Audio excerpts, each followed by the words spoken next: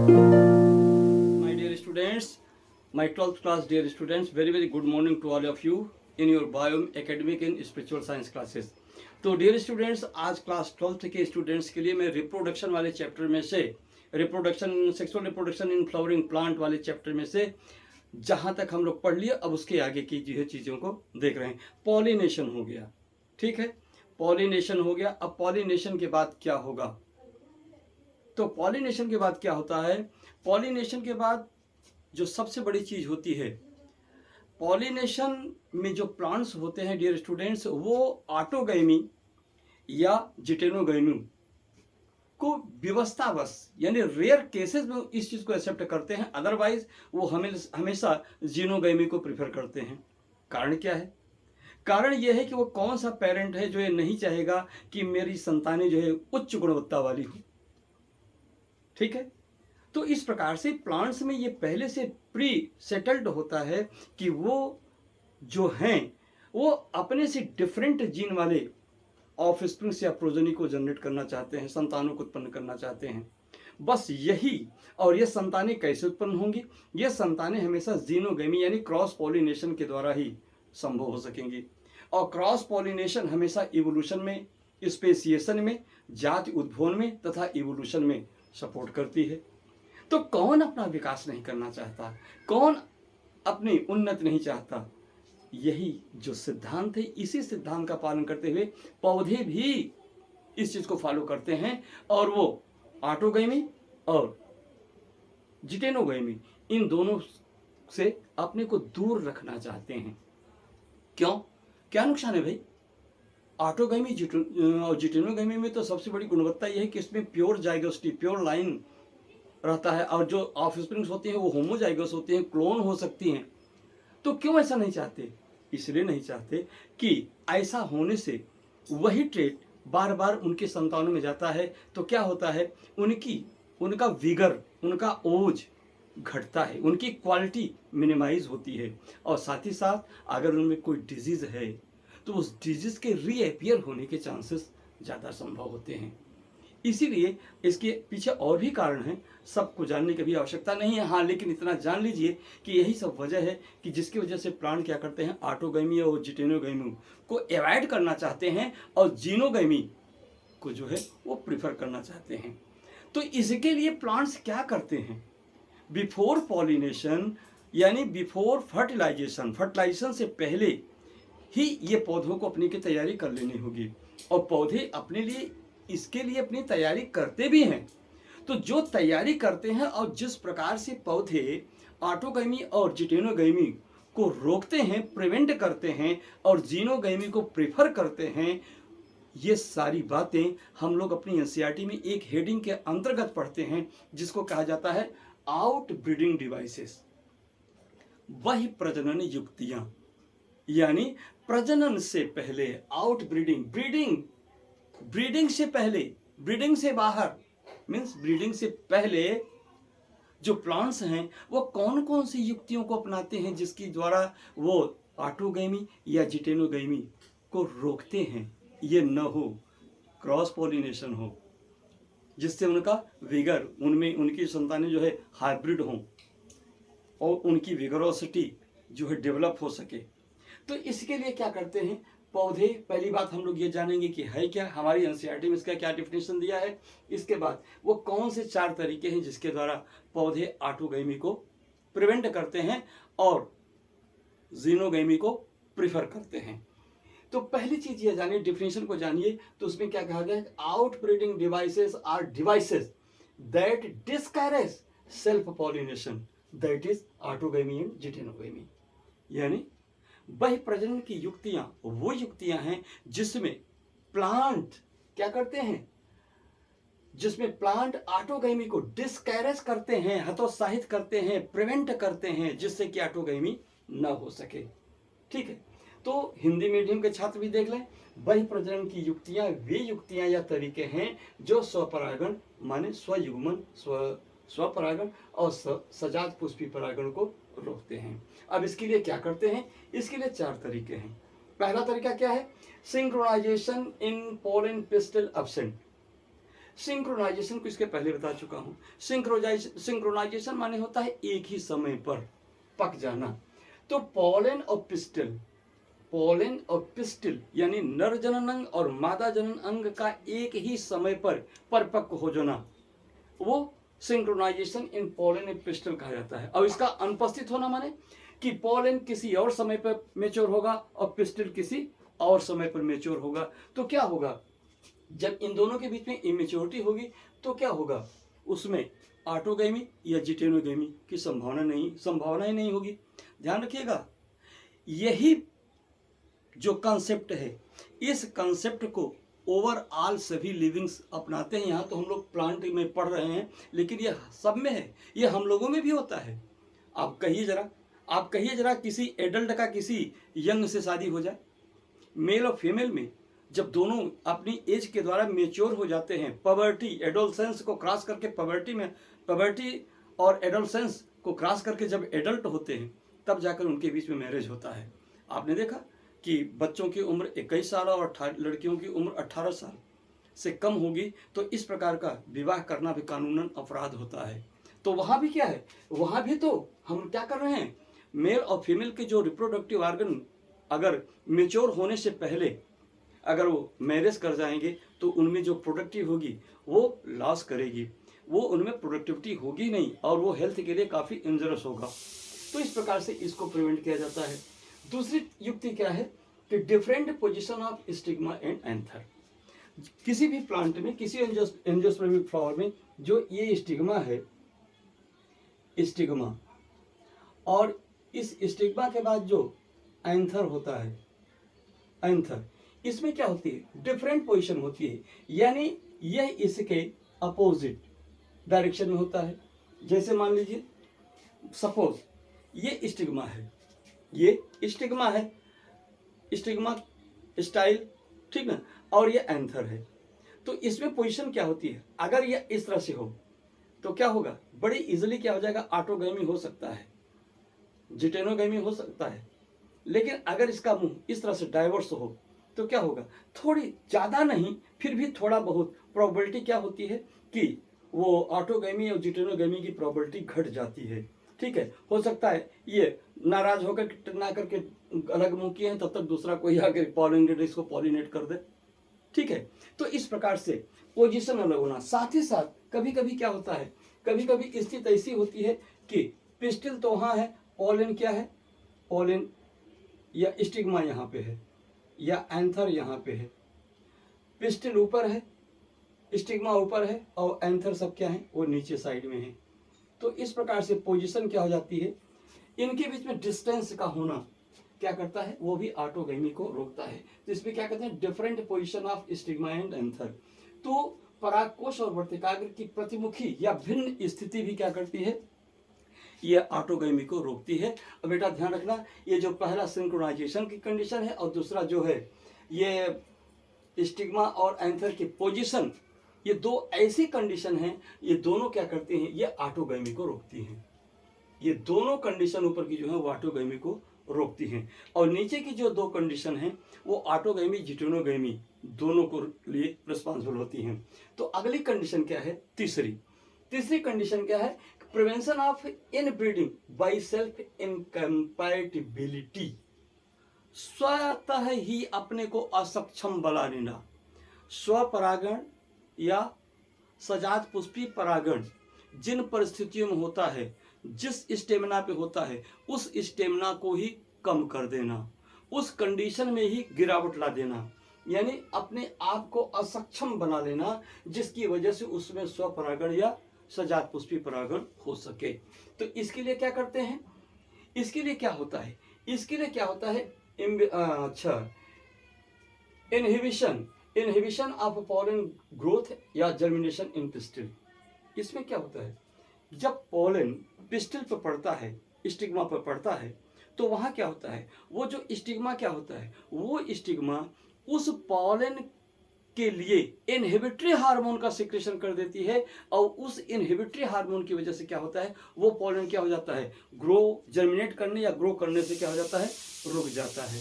तो ये क्या होती है, ये इस प्रकार से ये इनहिबिटरी प्रोसेस हो गया। जैसे मान लीजिए यहाँ ये स्टिग्मा है, यहाँ पे कोई पॉलन आया, पॉलन ने क्या काम किया, पॉलन नहीं चाहता ये इसी फूल का, इसी जाति के पुष्प का परागकण है।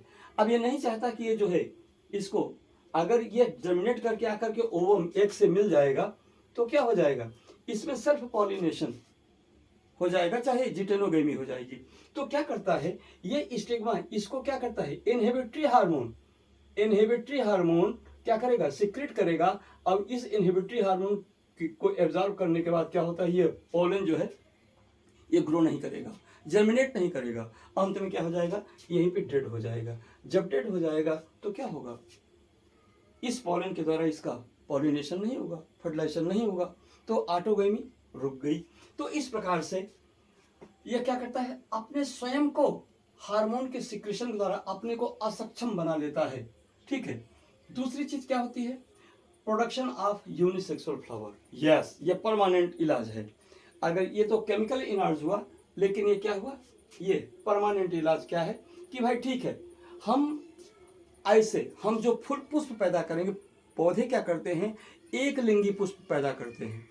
एक लिंगी पुष्प यानी एक पुष्प में एक ही जननांग होगा, नर जननांग होगा या मादा जननांग, पुंकेसर होगा या स्त्रीकेसर होगा, स्टामेन होगा या पिस्टिल होगा।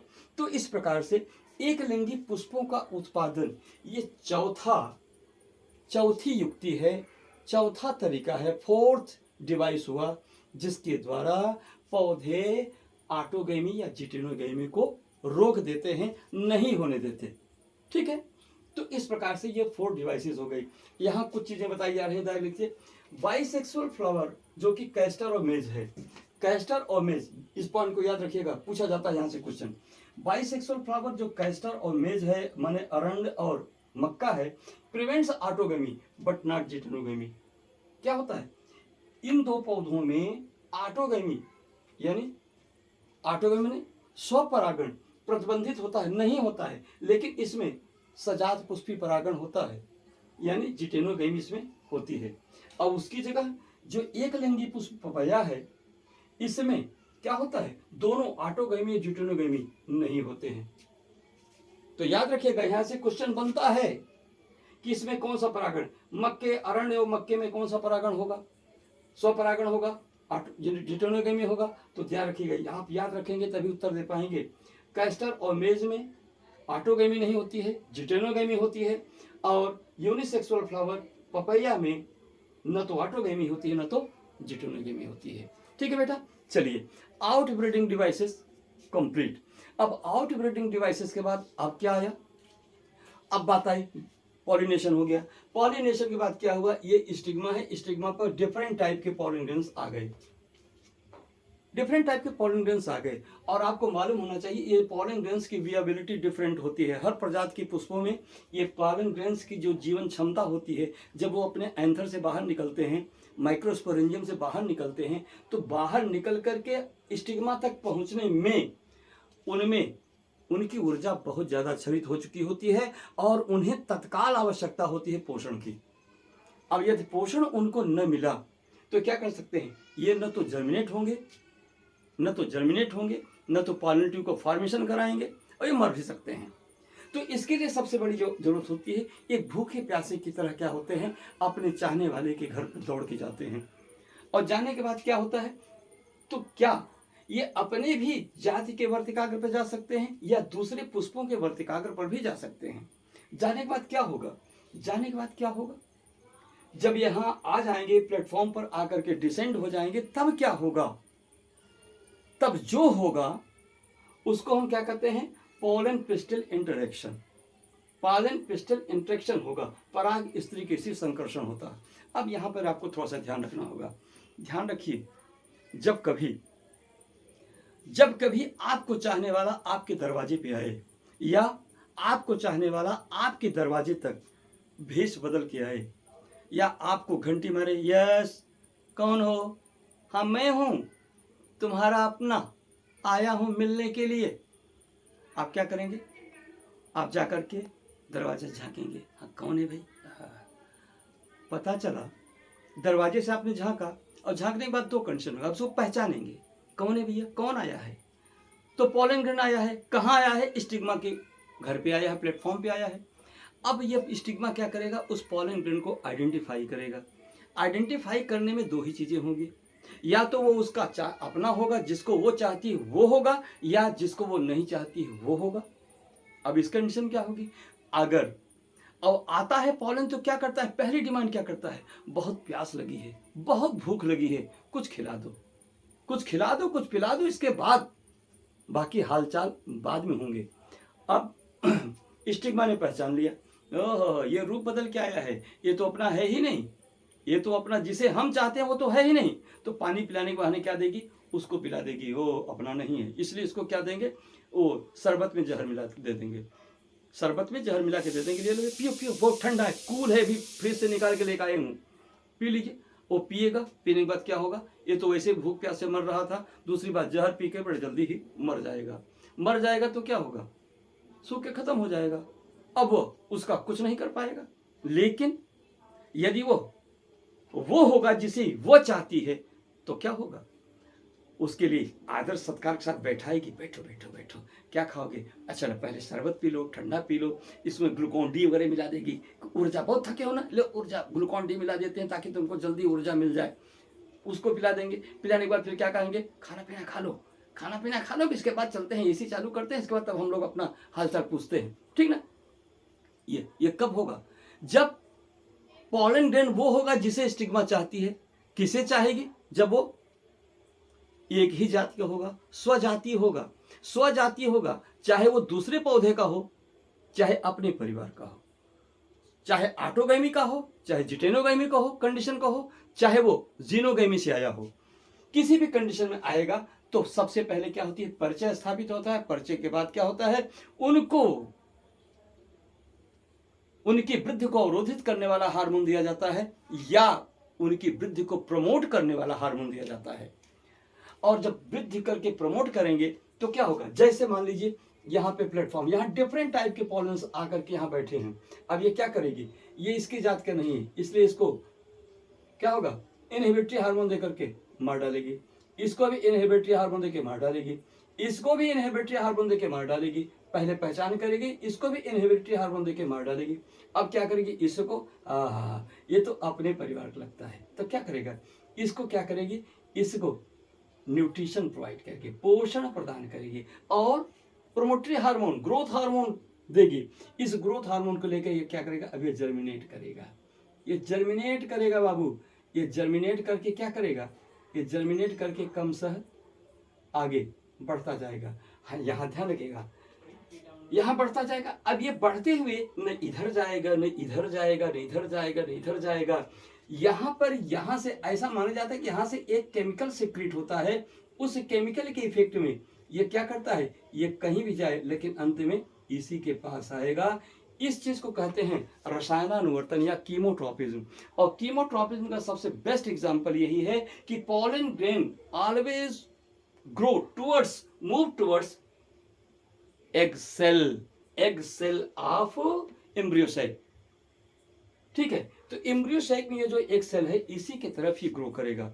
तो बेटा ध्यान रखना, यहाँ पे पॉलन ग्रेन आ गया, आने के बाद उसको पहचाना गया, पहचाने के बाद उसको या तो इनहिबिटरी हार्मोन के द्वारा मारा गया या प्रोमोटरी हार्मोन देकर के उसे बल प्रदान किया गया, फिर उसमें जर्मिनेशन हुआ, जर्मिनेशन के बाद वो कीमोट्रॉपिज्म को फॉलो करते हुए क्या हुआ, आकर के इस ओव्यूल में इंटर कर गया, एम्ब्रियो सैक में इंटर कर गया। तो ध्यान रखिएगा, ये जो पोलन प्लिस्टल इंट्रैक्शन है वो यहां से लेकर के यहां तक जितनी घटनाएं हुई वो सब की सब क्या होती हैं, वो पोलन प्लिस्टल इंट्रैक्शन, पराग स्त्री केसर संकर्षण के अंतर्गत इतनी बातों का अध्ययन किया जाता है।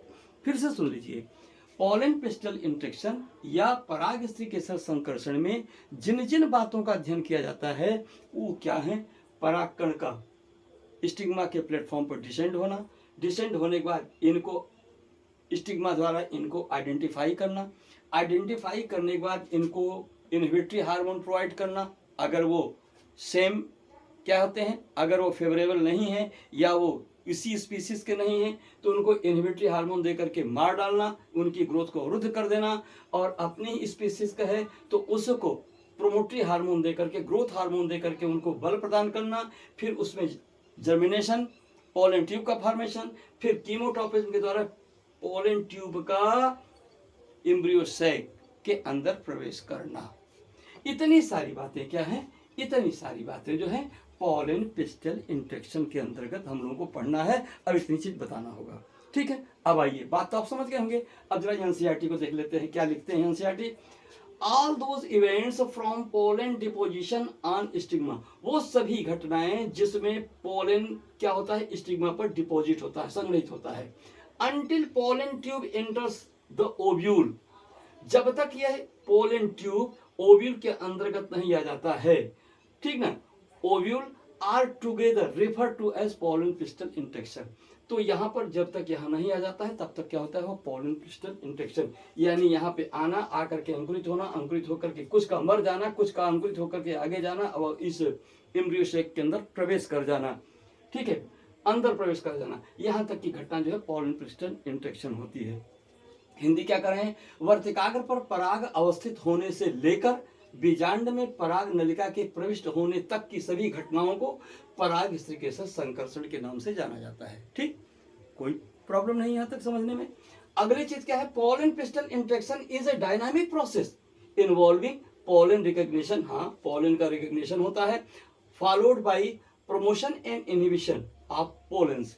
तो रिकॉग्निशन होगा, इसके बाद क्या होगा, पोलन का ये स्टिग्मा प्रमोशन करेगी या इनहिबिशन करेगी, और इसके बाद क्या होगा, उसका कीमोट्रोपिज्म के द्वारा उसमें क्या होगा, मूव टुवर्ड्स एम्ब्रियो सैक।